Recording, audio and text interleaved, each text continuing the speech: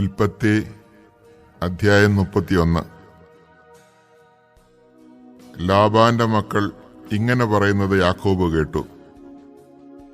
നമ്മുടെ പിതാവിന്റെ സ്വത്തെല്ലാം യാക്കോബ് കൈവശപ്പെടുത്തി. നമ്മുടെ പിതാവിന്റെ മുതലുകൊണ്ടാണ് അവൻ ഈ സ്വത്തൊക്കെ സമ്പാദിച്ചത്. ലാബാന് തന്നോട് പണ്ടത്തെ പോലെ താല്പര്യമില്ലെന്ന് അവന്റെ മുഖഭാവത്തിൽ നിന്ന് യാക്കോബിന് മനസ്സിലായി. കർത്താവ് യാക്കോബിനോട് അരുളി ചെയ്തു, നിന്റെ പിതാക്കന്മാരുടെയും ചാർച്ചക്കാരുടെയും നാട്ടിലേക്ക് തിരിച്ചു പോവുക, ഞാൻ നിന്നോടുകൂടെ ഉണ്ടായിരിക്കും. യാക്കോബ് റാഹേലിനെയും ലേയായെയും താൻ ആടുമേയിച്ചിരുന്ന വയലിലേക്ക് വിളിപ്പിച്ചു. അവൻ അവരോട് പറഞ്ഞു, മുമ്പത്തെ പോലെ അല്ല നിങ്ങളുടെ പിതാവിന് എന്നോടുള്ള മനോഭാവം. എന്നാൽ എന്റെ പിതാവിന്റെ ദൈവം എന്റെ കൂടെ ഉണ്ടായിരുന്നു. എന്റെ കഴിവ് മുഴുവനും ഉപയോഗിച്ച് നിങ്ങളുടെ പിതാവിനു വേണ്ടി ഞാൻ പണിയെടുത്തിട്ടുണ്ടെന്ന് നിങ്ങൾക്കറിയാമല്ലോ. എന്നിട്ടും നിങ്ങളുടെ പിതാവ് എന്നെ ചതിക്കുകയും 10 തവണ എന്റെ കൂലിയിൽ മാറ്റം വരുത്തുകയും ചെയ്തു. പക്ഷേ എന്നെ ദ്രോഹിക്കാൻ ദൈവം അവനെ അനുവദിച്ചില്ല.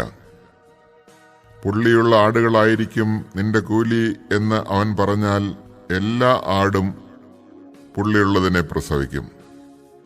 അതല്ല, വരയുള്ള ആടുകളായിരിക്കും നിനക്ക് കൂലി എന്നവൻ പറഞ്ഞാൽ ആടുകളൊക്കെ വരയുള്ളതിനെ പ്രസവിക്കും. അങ്ങനെ ദൈവം നിങ്ങളുടെ പിതാവിന്റെ ആടുകളെ അവനിൽ നിന്നെടുത്ത് എനിക്ക് തന്നിരിക്കുന്നു.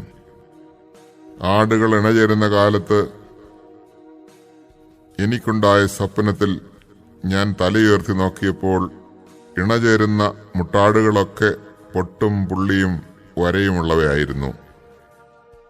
അപ്പോൾ ദൈവത്തിന്റെ ദൂതൻ സ്വപ്നത്തിൽ യാക്കോബേ എന്ന് വിളിച്ചു. ഇതാ ഞാൻ എന്ന് ഞാൻ വിളി കേട്ടു. ദൂതൻ പറഞ്ഞു, തല ഉയർത്തി നോക്കുക, ഇണചേരുന്ന മുട്ടാടുകളെല്ലാം പൊട്ടും പുള്ളിയും വരയുമുള്ളവയാണ്.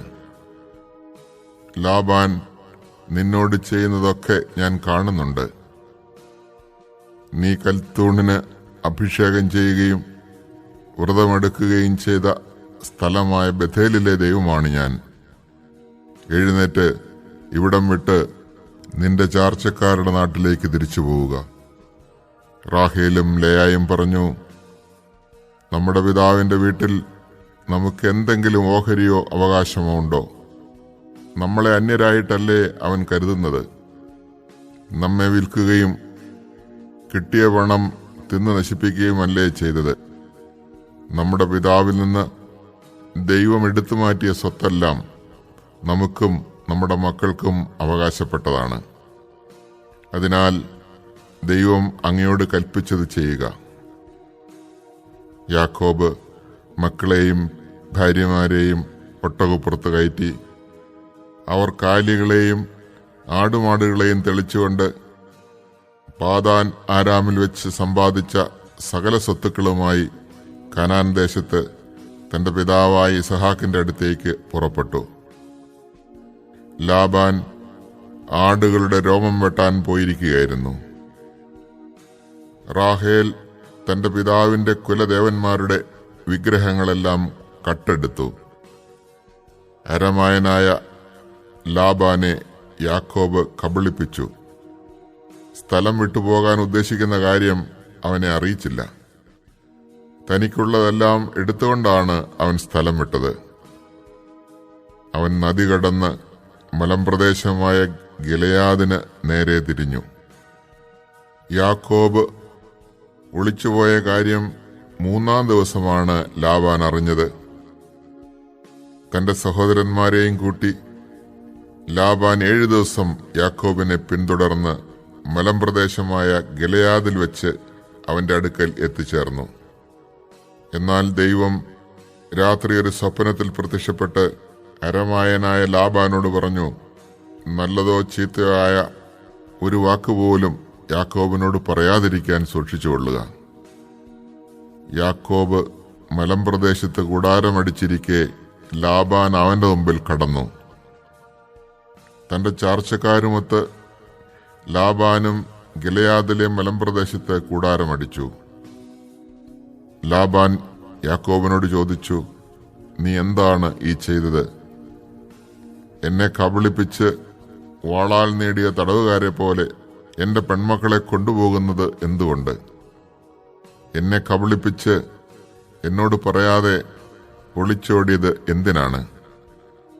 ഞാൻ ആഹ്ലാദത്തോടെ പാട്ടുപാടി കിന്നരവും വീണയും വായിച്ച് നിങ്ങളെ യാത്രയാക്കുമായിരുന്നല്ലോ. എനിക്കെന്റെ പുത്രന്മാരെയും പുത്രിമാരെയും ചുംബിക്കുന്നതിന് അവസരം തരാഞ്ഞതെന്ത്? നീ ബുദ്ധിശൂന്യമായിട്ടാണ് പ്രവർത്തിച്ചത്. നിന്നെ ഉപദ്രവിക്കാൻ എനിക്ക് കഴിയും.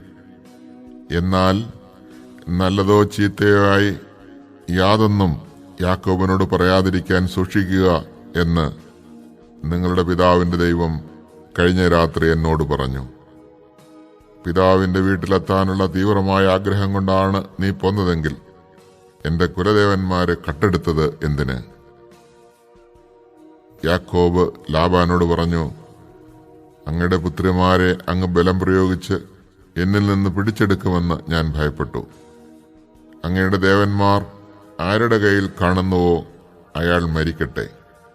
അങ്ങയുടേത് എന്തെങ്കിലും എന്റെ കൈവശമുണ്ടെങ്കിൽ നമ്മുടെ സഹോദരങ്ങളെ സാക്ഷി നിർത്തി തിരിച്ചെടുത്തുകൊള്ളുക.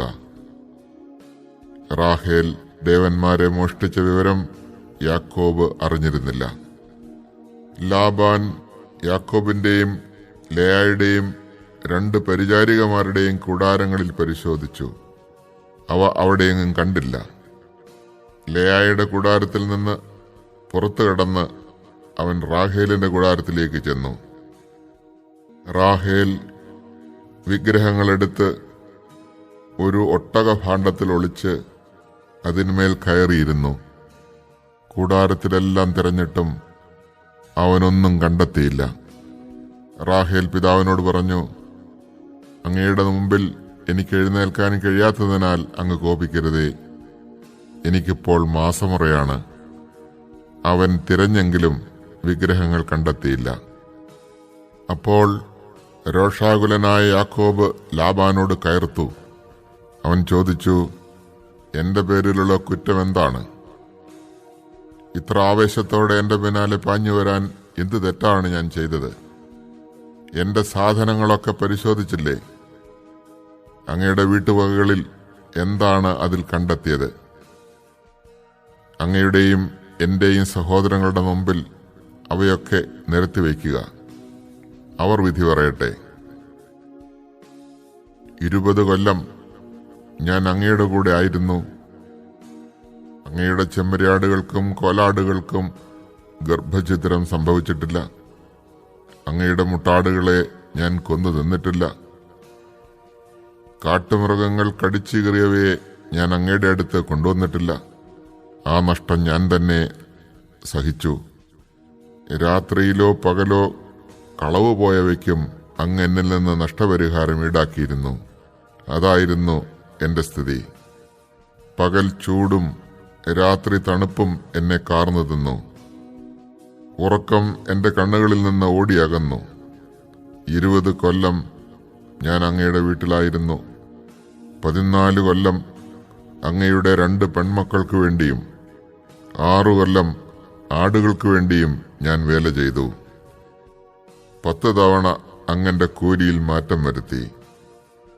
എന്റെ പിതാവായ അബ്രാഹത്തിന്റെ ദൈവവും ഇസഹാക്കിന്റെ ഭയവുമായവൻ എന്റെ ഭാഗത്തില്ലായിരുന്നെങ്കിൽ അങ്ങനെ വെറും കൈയോടെ പറഞ്ഞുവിടുമായിരുന്നു. എന്റെ കഷ്ടപ്പാടും ദേഹാധ്വാനവും ദൈവം കണ്ടു. അതുകൊണ്ടാണ് കഴിഞ്ഞ രാത്രി അവിടുന്ന് അങ്ങയെ ശകാരിച്ചത്. ലാബാൻ യാക്കോബിനോട് പറഞ്ഞു, ഈ പെൺമക്കൾ എന്റെ പുത്രിമാരാണ്. ഈ കുട്ടികൾ എന്റെ കുട്ടികളും ഈ ആട്ടിൻകൂട്ടവും എന്റേത് തന്നെ. ഈ കാണുന്നതൊക്കെ എന്റേതാണ്. എന്റെ ഈ പെൺമക്കൾക്കും അവർക്കുണ്ടായ കുട്ടികൾക്കും വേണ്ടി എന്താണ് എനിക്കിന്ന് ചെയ്യാൻ കഴിയുക? നമുക്കൊരു ഉടമ്പടി ഉണ്ടാക്കാം. എനിക്കും നിനക്കും മധ്യേ അതൊരു സാക്ഷ്യമായിരിക്കട്ടെ.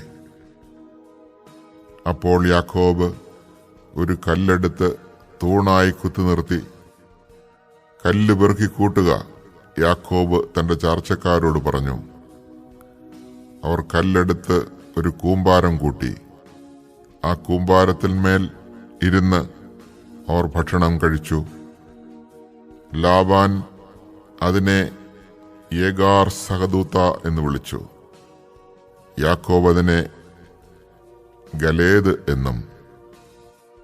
ഈ കൽക്കൂമ്പാരം എനിക്കും നിനക്കും മധ്യേ സാക്ഷ്യമായിരിക്കും എന്ന് ലാബാൻ പറഞ്ഞു. അതുകൊണ്ടാണ് ഗലേദ് എന്ന് അതിന് പേര് ലഭിച്ചത്. തൂണിന് മിസ്പ എന്ന് പേരിട്ടു. കാരണം ലാബാൻ പറഞ്ഞു, നാം പരസ്പരം പിരിഞ്ഞിരിക്കുമ്പോൾ കർത്താവ് എനിക്കും നിനക്കും മധ്യേ കാവലായിരിക്കട്ടെ. എന്റെ പുത്രിമാരോട് നീ അപമര്യാദയായി പെരുമാറുകയോ എന്റെ പുത്രിമാർക്ക് പുറമെ നീ ഭാര്യമാരെ സ്വീകരിക്കുകയോ ചെയ്താൽ ആരും നമ്മുടെ കൂടെ ഇല്ലെങ്കിലും ദൈവം നമുക്ക് മധ്യേ സാക്ഷിയാണെന്ന് ഓർക്കുക. ലാബാൻ യാക്കോബിനോട് പറഞ്ഞു, എനിക്കും നിനക്കും മധ്യേ ഞാൻ ഉയർത്തിയിരിക്കുന്ന ഈ തൂണും കൽക്കൂമ്പാരവും കാണുക. നിന്നെ ഉപദ്രവിക്കുവാൻ ഈ കൂമ്പാരത്തിന് അപ്പുറത്തേക്ക് ഞാനും, എന്നെ ഉപദ്രവിക്കുവാൻ ഈ കൂമ്പാരത്തിനും തൂണിനും ഇപ്പുറത്തേക്ക് നീയും കടക്കുകയില്ല എന്നതിന് ഈ കൂമ്പാരവും തൂണും സാക്ഷിയായിരിക്കട്ടെ. അബ്രാഹത്തിന്റെയും നാഹോറിന്റെയും അവരുടെ പിതാവിന്റെയും ദൈവം നമുക്ക് മധ്യേ വിധിയാളനായിരിക്കട്ടെ. യാക്കോബും തന്റെ പിതാവായ ഇസഹാക്ക് ഭയപ്പെട്ടിരുന്ന ദൈവത്തിന്റെ നാമത്തിൽ സത്യം ചെയ്തു. മലമുകളിൽ യാക്കോബ് ബലിയർപ്പിക്കുകയും അപ്പം ഭക്ഷിക്കാൻ തന്റെ ചാർച്ചക്കാരെ ക്ഷണിക്കുകയും ചെയ്തു.